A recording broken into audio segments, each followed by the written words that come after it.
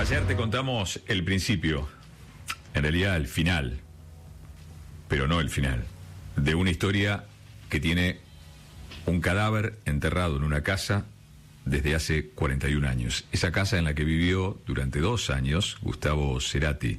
Ese fue el título, encuentran cadáver en la casa en la que vivió Cerati. Pero sabemos hoy mucho más, Juan, incluso hay hasta un principio de sospechoso. ¿Qué se sabe hasta ahora de ese cuerpo hallado 41 años después? 41 años después, Diego Fernández Lima tenía 16 años, fue asesinado, enterrado en el fondo de esa casona y sus restos quedaron ahí a 60 centímetros de la superficie, hasta que finalmente una obra que se estaba haciendo entre la casa que habitó Cerati y la casa de la familia Graf, en la medianera, cedió el terreno y los obreros descubrieron los huesos. Y desde entonces comenzó a destaparse esta historia. Dice el fiscal Martín López Perrando que realmente ha realizado un trabajo impresionante, Rodolfo, la verdad, junto al equipo de antropología forense. Realmente este equipo que es un emblema de la Argentina, un orgullo nacional, que encuentran restos que uno ya no se pueden identificar a simple vista y hacen un trabajo que realmente es admirable para volverle a dar identidad a lo que alguien quiso que alguna vez desapareciera para siempre, que no tuviera nunca más una identidad. Lograron comprobar que el cadáver pertenece a Diego Fernández Lima, esta historia que comenzó hace 41 años, y a partir de la difusión de este caso, y que los medios insistimos tanto, pero tanto con que era la casa que había habitado Gustavo Cerati, fueron muchas las miradas de todo el país que se asomaron a ver qué había pasado en ese lugar. Y fue gracias a este dato que primero la propia familia de Fernández Lima, la propia familia de Diego, fue un cuñado y su sobrino los que empezaron a atar cabos y dijeron: esos huesos pueden ser de Dieguito. Y ahora, un ex compañero del colegio, del ENET 36, que vive en el exterior, se comunicó con la fiscalía, dijo: en el grupo del colegio todos estamos azorados con este caso, porque en esa casa de la familia Graf siempre vivió Cristian el Jirafa Graf, un hombre que hoy tiene 56 años y que fue compañero y amigo en el secundario de Diego Fernández Lima. Dice, ellos eran amigos, eran apasionados por las motos, tenían un vínculo y hoy está previsto que declare vía Zoom y aporte más elementos en este rompecabezas que el fiscal está muy cerca de terminar. Ahora, sin ellos hubiera sido imposible. Sin el laboratorio genética forense del equipo argentino de antropología forense. Estamos con Carlos María Bullo, que es su director, fue quien llevó a cabo el cotejo de ADN. Carlos, ¿cómo le va? Rodolfo, Juan, todo el equipo de Cadena 3 los saludamos. Gracias, Rodolfo, buenos días.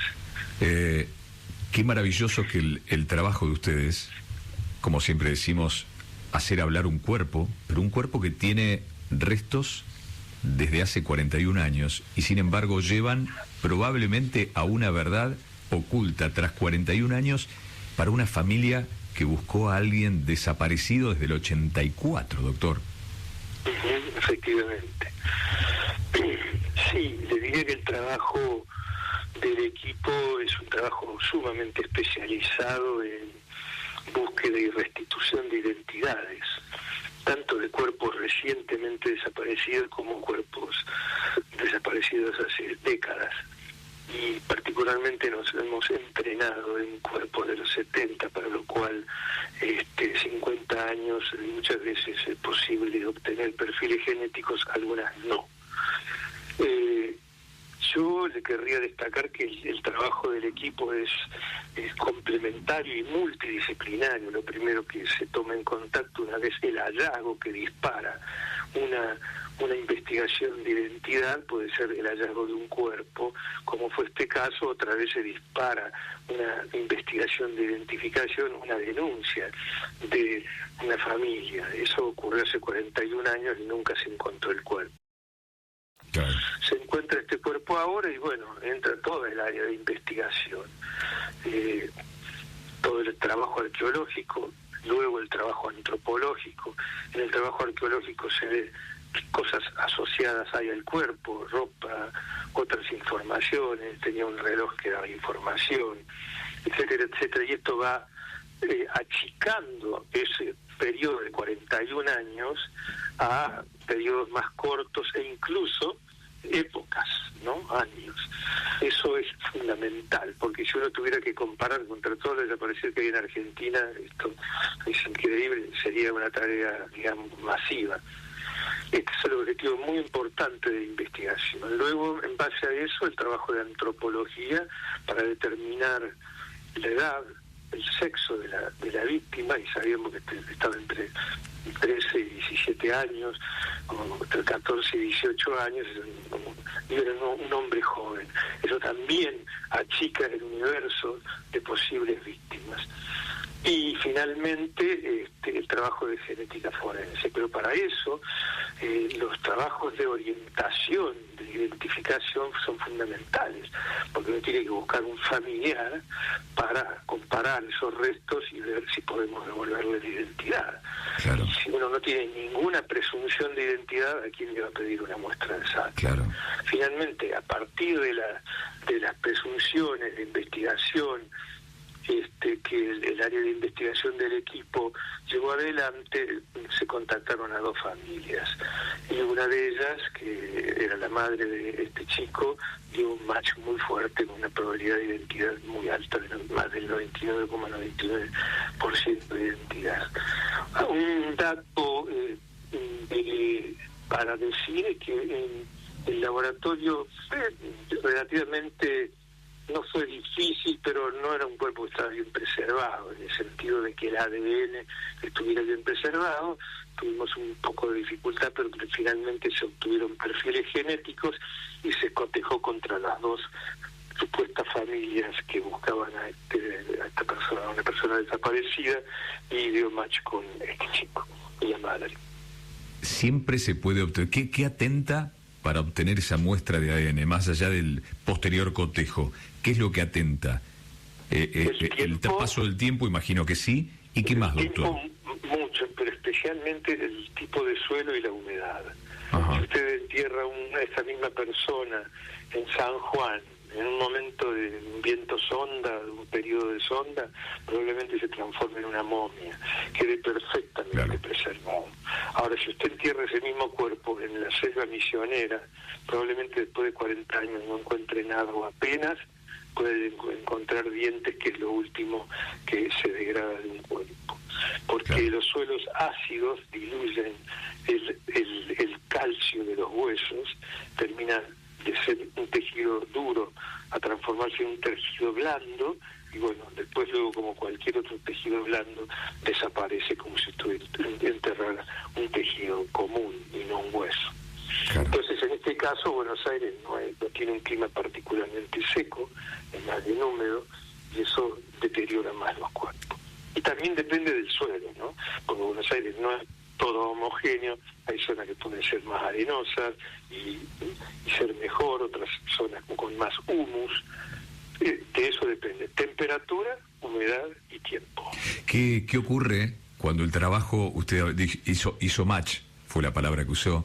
¿Qué ocurre con un profesional como usted cuando ese círculo se cierra? Cuando el trabajo completo está hecho, cuando le devolvió la certeza a una familia. Bueno, es una gran alegría, porque muchas veces nos quedamos con que ¿qué hubiera sucedido si no hubiera habido coincidencia con esa madre? Y bueno, a contactar otras posibles familias dentro del universo, que no eran más de 20, 20 y pico de personas que podían ser, que se va descartando, porque y por edad, por sexo, etcétera, etcétera, para el periodo en el cual se había centrado la investigación. Entonces, si no hay un match, hay que seguir buscando, y a veces nos quedamos con la sensación amarga de tener un perfil genético en una base de datos, esperando que en algún momento alguna muestra de referencia, llamémosle de referencia de un familiar, referencia le llamamos a la muestra que sabemos de quién proviene, y luego comparar masivamente, como hacemos regularmente, con la base de datos de, por un lado, de cuerpos y otro lado de familias que buscan a personas desaparecidas. En este caso es una gran alegría, porque era un caso abierto, completamente abierto, no había ninguna presunción de nada. Claro. Distinto es que usted tenga un caso de una desaparición en un feminicidio y aparezca en el fondo de la casa de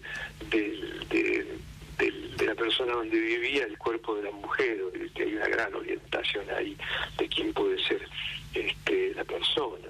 Pero en este caso no había, era un caso abierto. Eso implica una cantidad de medidas, como le dije antes, de investigación para cerrar el universo de posibles personas, y tanto en tiempo como en etapa de desaparición, como en grupo etario, como en sexo.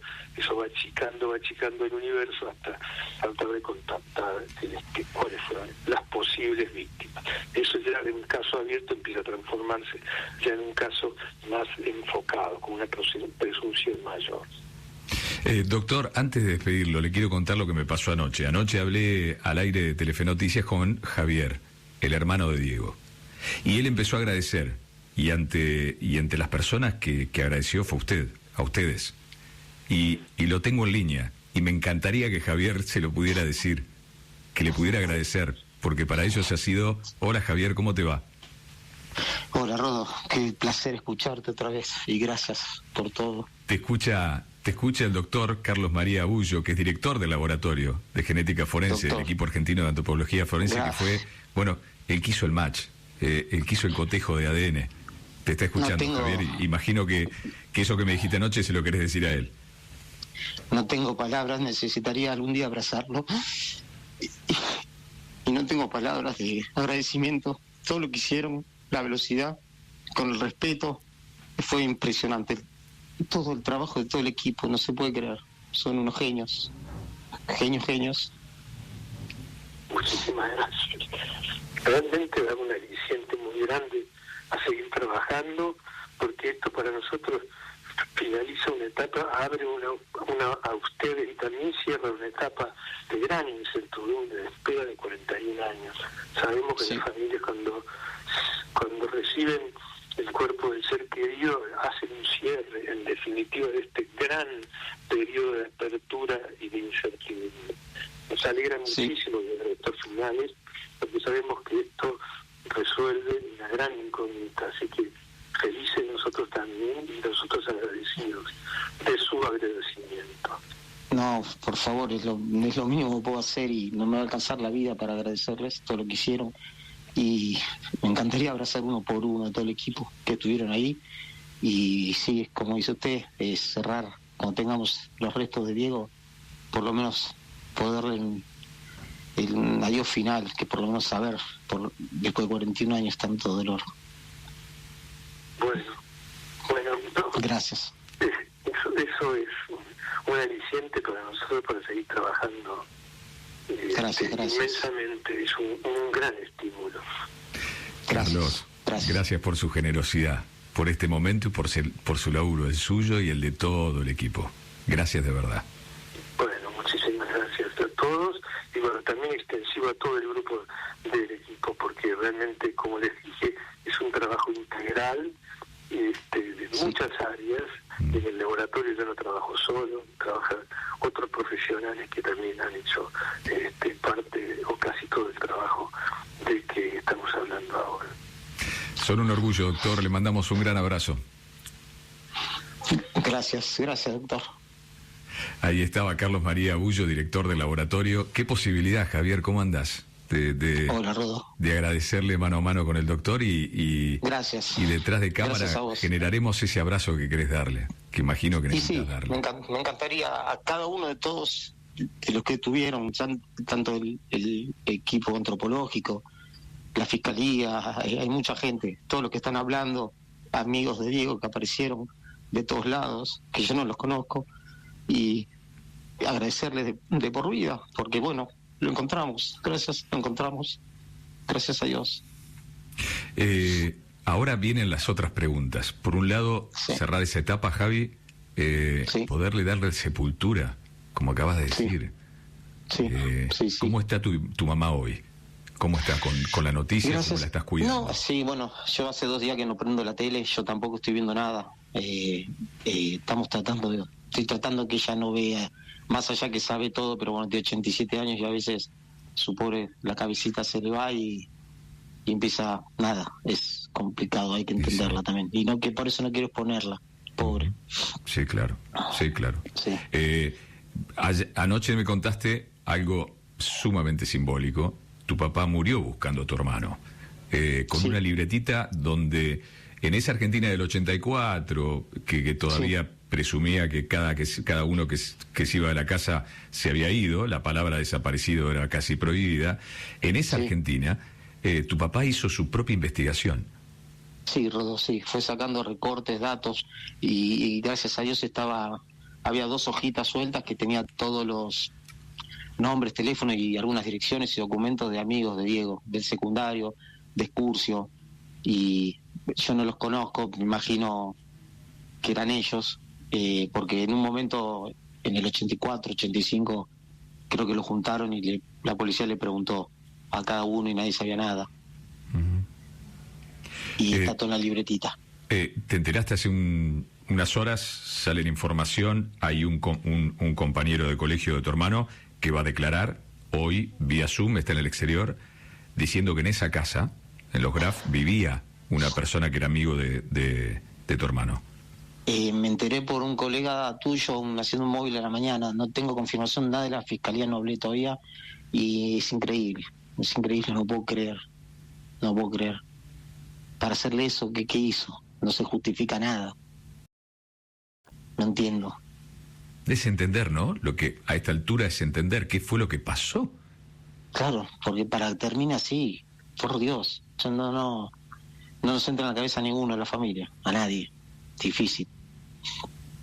Y fue tu sobrino el que termina impulsando, ¿no? Primero tu cuñado, tu sobrino que es periodista, y que empieza, che, ¿no será él? ¿No será este que hablan de...? Ayer le agradeciste hasta a Cerati, me pareció hermoso, porque no hay dudas que si no hubiera sido la casa que vivió Cerati, no hubiera tenido la difusión que tuvo el caso, y que los hizo ustedes decir, che, ¿no será Diego?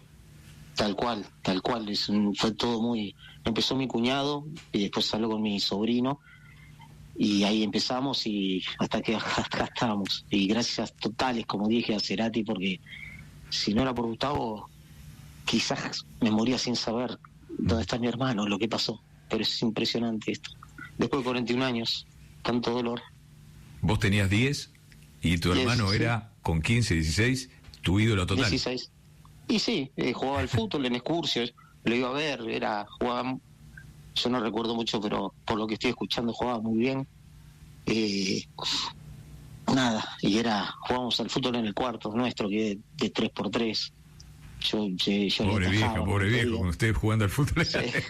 Sí, pues sí, a los penales, en el cuartito, dormíamos juntos ahí en una cama cucheta. Y un ídolo, un genio. Yo tenía 10 años, hace mucho. Muy duro. ¿Y cómo fue la vida sin esa certeza, con esa incertidumbre? Durísima. Y durísima es el día de hoy, que tengo un agujero en el alma, porque es un dolor que yo calculo que cualquier familiar de desaparecido puede sentir lo que sentíamos nosotros. Es una incertidumbre que pasó. Bueno, ahora gracias a Dios estamos llegando al final de todo y ojalá se haga justicia, pero es muy doloroso, es muy triste. Toda la vida crecí con esto y lo tengo acá en el pecho, por eso me ayuda. No puedo hablar mucho porque me emociono, es muy duro. Perdón. Javi, querido, confío en la libreta del viejo, de tu viejo. Ojalá. Y que ahí sí. estén los nombres y en esta declaración de hoy y sepamos Ojalá. quién le hizo Ojalá. eso. Ojalá. A Diego. Sí, por favor, justicia, por favor. Y gracias, Javier. gracias por estar. Gran abrazo, hermano. Gracias, Rudo. Abrazo. Chao. Javier, el hermano de Diego. Diego era el nombre detrás de ese cuerpo hallado a 60 centímetros nada más en la casa en la que alguna vez vivió Gustavo Cerati.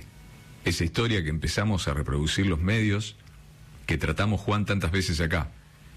Increíblemente, el equipo de antropología, digo, lo que es la ciencia aplicada al servicio del hombre, que permite que estemos, Juan, a nada de saber quién lo mató. ¿Quién lo mató y lo enterró ahí, Juan? Restituir la identidad, resaltó el especialista Carlos Bullo varias veces durante la nota. ¿Verdad? Es robarles a los delincuentes lo que ellos le sacaron a las víctimas. Porque le sacaron la vida y le sacaron el nombre, el apellido, la identidad. Y los genetistas, el equipo de antropología forense, lograron quitarle eso a los delincuentes. 2 meses y algunos días, Rodolfo, desde que se descubrió el cadáver, los huesos, hasta hoy. Un puñado de huesos. ¿Saben cómo lo mataron? De una puñalada en la 4ª costilla. Saben que tenía dijeron la precisión de la edad que habían marcado, entre 13 y 17 años, dijeron en ese momento. 16 años recién cumplidos tenía. El desarrollo del cuerpo, que evidentemente era un deportista. Un joven deportista. Muy deportista, jugaba mucho, hacía mucho deporte. Dijeron, realmente es impresionante, y terminaron por ponerle nombre. Y la humildad de todo el equipo de antropología forense, que nos decía, Carlos, yo me quedo por eso, y fui tomando nota. Dice, no, bueno, en este caso no fue tan difícil. No fue tan difícil. Ellos empiezan a normalizar estas proezas que realizan en los laboratorios argentinos. Javi, pensaba Javier ayer, Javi, el hermano de Diego, en nuestra charla con él, qué bendito orgullo es el equipo de antropología forense de la Argentina. Y criado y especializado, viste, cuando dice, claro, se acostumbraron a investigar cuerpos de decenas y decenas de años. 41 no estaba tan mal si han analizado cuerpos de más de 50 de desaparecidos en la Argentina. Eso les ha dado la sabiduría para transformar un caso que para nosotros era un jeroglífico en algo simple, como lo dijo él. En algo simple y con certezas, darle certezas a una familia. Y entiendo todas las contradicciones juntas en Javier, porque quedó claro que nunca nadie lo había buscado, su hermano.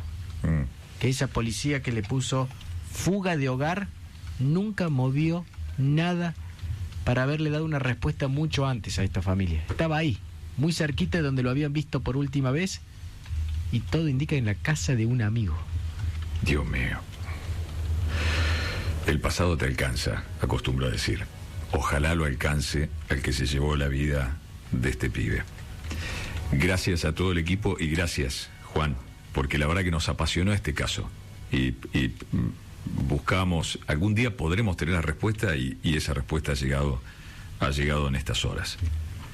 Qué lindo momento de radio. Alguien que jamás pensó que llegaría a saber qué había pasado con su hermano, y una eminencia que puso ese nombre. Un fiscal, tiene cosas muy llamativas este caso, que ha actuado de manera sobresaliente y que está a nada de darle a esa familia no solo la sepultura de su ser querido 41 años después, la justicia de encerrar al que lo mató.